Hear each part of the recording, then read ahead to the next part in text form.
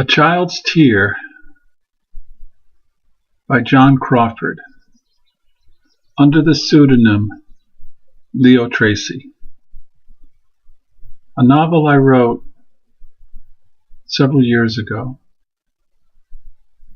and is available through Amazon.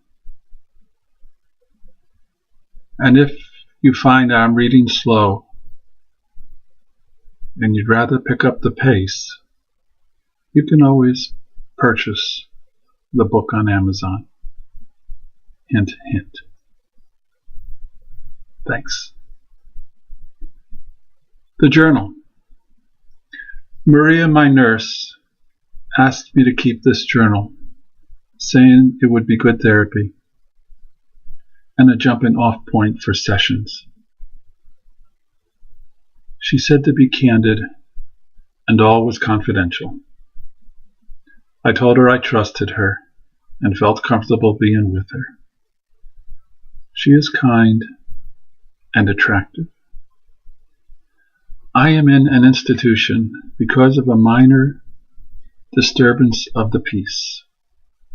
I went to New Haven, Connecticut, under the delusion of being Jesus Christ, to find my St. Peter, and being successful in netting him in a bar and having a somewhat engaging conversation, it was disappointing that Roman centurions interrupted our talk of a new kind of search for the other apostles. I am writing on loose-leaf pages in a gray binder. Maria gave it to me and said to consider it a journal. She asked me to write of the past, the present, and goals for the future. I have a bedside table with a locked drawer, and Maria has a key. She is doing multiple shifts for the next few weeks and will pick up the journal at night. My caring psychiatric nurse may take notes to be part of the discussion the next day, and future dialogues will be minus quotation marks because it takes too much time. And this I say for the reader, not the listener. The nun who taught me grammar won't take kindly. Please don't tell.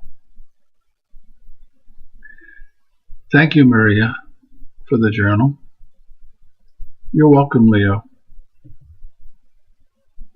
Would you mind if I commented on what is going on around me on the ward? Not at all, Leo. Would you mind if I write whatever comes to mind? That is what I would like, Leo. I will do my best to be focused. I may repeat myself.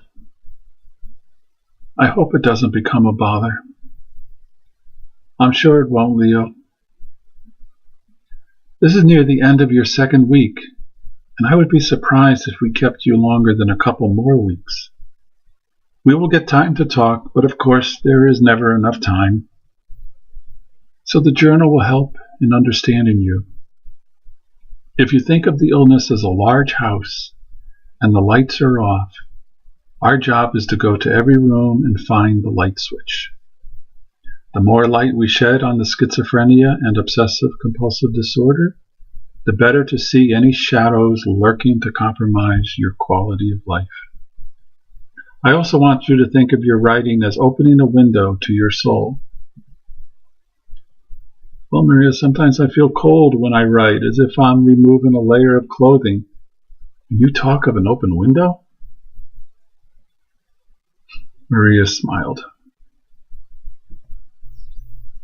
Not to worry, Leo. The air is warm here in the hospital, and I will have a blanket at the ready if needed. And yes, I know you weren't being literal. You are clever, you know. So feel free to express that cleverness whenever you like. I appreciate that, Maria, and I believe this journal will come to mean a lot to me. I want to capture the moments, the past, the present, and the future, to see if... See, I'm already repeating myself. Maria smiled. How nice an exchange was that. Love and peace, John.